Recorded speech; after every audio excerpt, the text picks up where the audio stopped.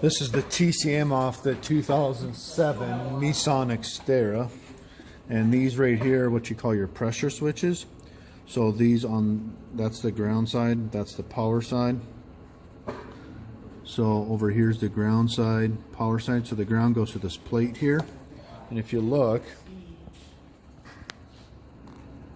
your ground side for all your pressure switches are there, and it goes back to your TCM, and it's just normally open. When pressure comes in, it closes them, and it tells the TCM how much pressure, or that it's making a complete circuit, and then actuates a solenoid and so forth. So right now we have no continuity, but if I push this down with this dowel end, you got continuity. Let go, goes away.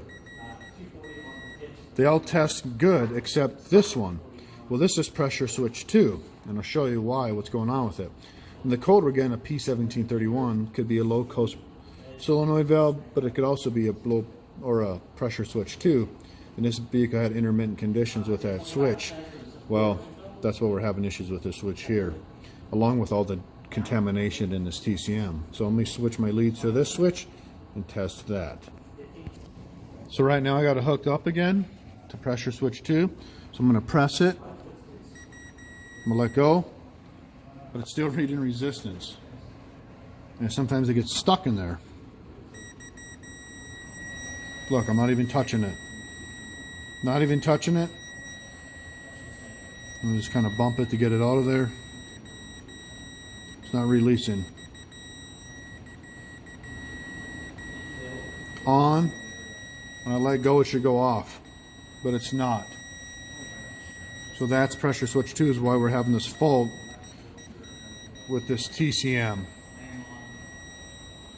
So what we're going to have to do, and there's no replacement switches for these TCMs. Maybe we can clean it.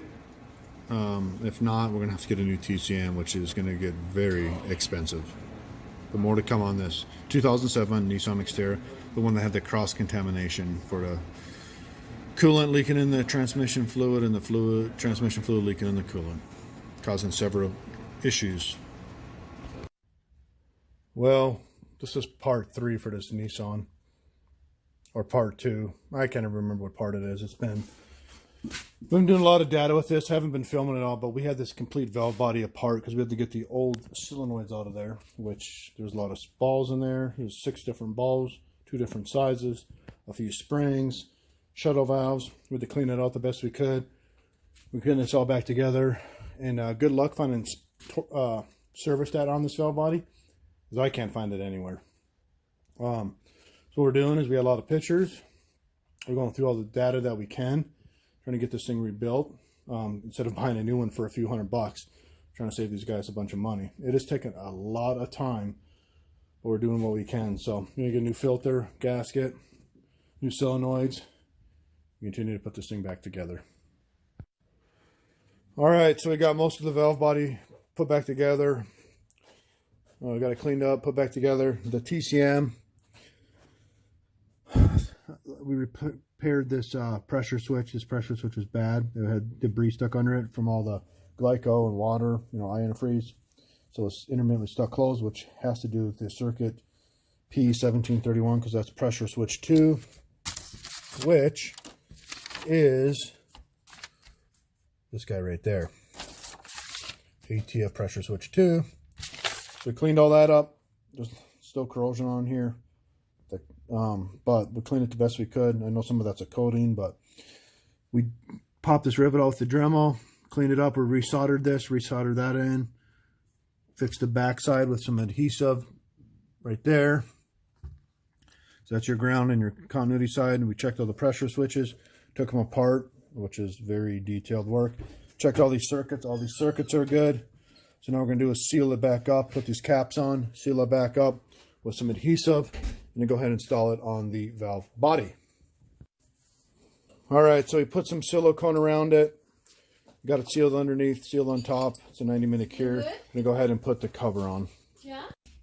All right, so we got the valve body all put back together. New solenoids, TCM repaired. pulled the pan off again. While I sat outside, you can see it dripped a lot more of that nasty fluid, but we'll clean that up some more. We're going to clean it up in here on the transmission so we can get everything hooked up. Using contact cleaner to clean up the connections. Got to pull the skid plate off to pull the radiator out, to change that out. You can see the nasty fluid in there mixed with that tranny fluid. So go ahead and get all this lined up to put the valve body and TCM back in. All right, we got the valve body put back in. So now we're gonna get it all torqued down to 70 inch-pounds. So all the wires hooked up. Go ahead and put the tranny pan on.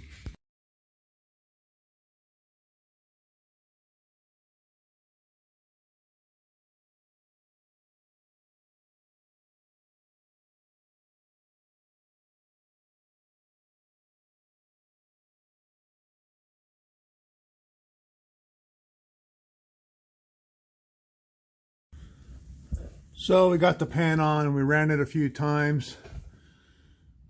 This is our second fill and drain flush, so you can see it's much better, the fluids. Actually got some red tint to it now. Well, it's actually red.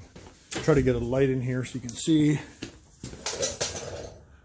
But yeah, much better. So like I said, we got it all back on the pan on, a new radiator in. I'll put everything back in the vehicle, and then we ran it, got the operating temp, dropped the fluid. Now we ran it again, and we're dropping the fluid again, just to get all that old stuff out of there. And we'll put new fluid in again, and we drained the radiator a few times as well with new antifreeze. Ran it, drained it, did all that to flush everything out. So far everything's been good. No calls been coming back. The pressure switch status is good, which I'll show you in the next part of this video. But you can see some of the pictures I put previously to this part, the valve body apart, the TCM repair for the pressure switches and all that. So we'll let this drain. I'll fill it back up, get the fluid level exact, the coolant level exact, and we'll do our drivability checks, and that'll be it for this vehicle. All right, like I said, we changed the radiator fluid a few times to flush it out, you know, after we got the new radiator in, or before we did it and after we did all that. We flushed the transmission a few times. You can see by the video footage it's much better than part one with all that, you know, transmission, the coolant leaking into the transmission and the transmission leaking into the coolant, vice versa.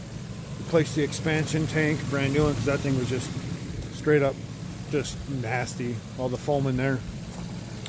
Cleaned it all up, no leaks, everything's good, coolant level's good. Checking the transmission fluid with the scan tool. We ran it around a little bit. I'm in the TCM right now. Before we had a P1731, now we have nothing, which is good because we fixed that pressure sensor 2, which was causing this fault when it was shifting. So if you go to live data, we'll pull up some live data here. We'll go to all signals. Take it for another drive. We got to get the fluid temperature up to 179, 180, get the accurate reading on the dipstick with the scan tool, and then this thing's done. So I'm gonna get some more data here, and so what I want to look for now is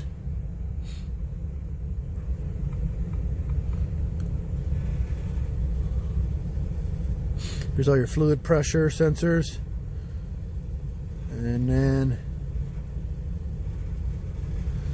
you can hear a little bit of noise under there. That's the exhaust rattling. You can hear it there, exhaust rattling, something vibrating. Nothing with the transmission, but so what I want to look at now is this right here is fluid temperature 2, or not temperature 2, pressure switch. Let me find it again. It's this one right here. Yeah, pressure switch 2. We're going to look at all this data, make sure it's good. We're going to get the temp up till 179, 180. We're not going to hurt nothing because we're on the dipstick on the cold part. And we're going to check the temperature 179, 180 and make sure it's topped off there, and then this will be it. So we'll take it for a test drive and show you some more data. All right, sorry about the glare, but here's service data for checking the ATF for this 07 Nissan Xterra. It says get it to 86 to 122 degrees, which we're at 122. Make sure on the cold mark. which we are. We're on the cold mark for right there. So now what we're going to do is you're going to drive it to get it to 176 degrees to get it warmed up, using a scan tool to monitor the fluid temp, and then you're going to let it drop down back to 149 degrees, and then check the level with the Consult 2s or Nissan scan tool. Autel has the same exact program. So we're going to monitor this, which make sure within that chart readings, because obviously fluid temperature can increase this significantly. So when we're at 149, we want to be in this range up here in the hot mark. So we're going to go ahead and do that, make sure everything's good to go, and do our drivability test.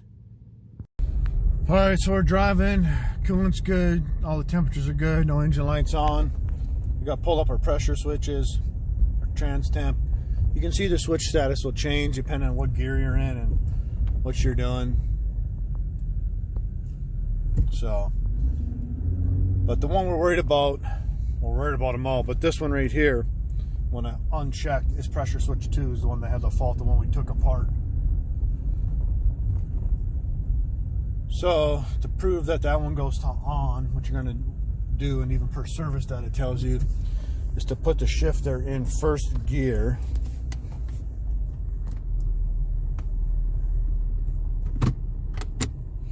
First gear. Watch the second one there when it take off.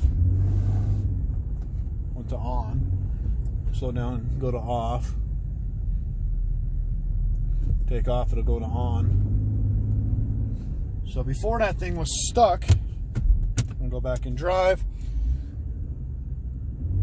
Before that thing was stuck because that pressure switch was bad. Instead of getting a whole new TCM and valve body, we took it all apart and fixed it. Because all that nasty fluid from the coolant leaking in there caused those issues. So we'll drive it here. 5-speed.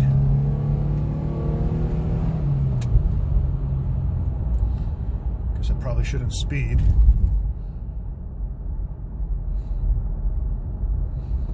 So everything's running good. We want to get the temperature increased up so we can actually get a good reading on our fluid level.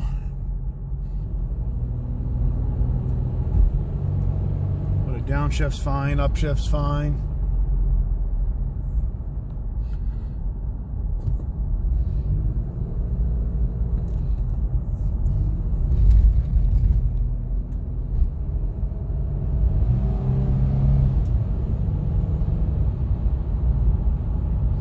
That's all good, and you can see our temperature. It's 156. So we'll get a little bit warmer, we'll go back and check our fluid. So we're at our 172, 175, 176. We'll pull it back in, let it cool down, and check our fluid and top it off. It tells you to go through all the gears momentarily, and then check it while it's in park after it settles down, just to make sure everything's flowing freely. So we're in park, we'll let the temperature settle back down, we'll check the fluid and top it off. But all these pressure switches work good. And we'll also check for colds to make sure there's no colds. Nothing. Before that P1731 would come up, so we'll go back in there. So yeah, we're good. We're going to go ahead and check fluids now. All right, so we got fluid topped off. You can see that we're right in the hot mark there. Past the cold, and it's red. We're in the hot mark there, so we're good. We're checking around, you know, we're in our 152 range, so we're perfect there. So transmission fluid's good. No codes on. Pressure switch is good.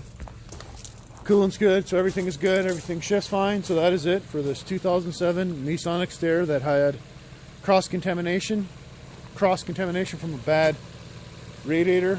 It was the original OE radiator. Partition inside basically broke down. It pumped coolant, water into the transmission and transmission fluid into the coolant, and we had to clean all that out, rebuild the valve body, rebuild the TCM, instead of taking it to the shop, because it would have charged you over $5,000. A shop would have charged over $5,000 to replace this. Hopefully it lasts a while. We've got all the old coolant out and flushed it several times. So that's all we can really do for this vehicle. So that is it for this video.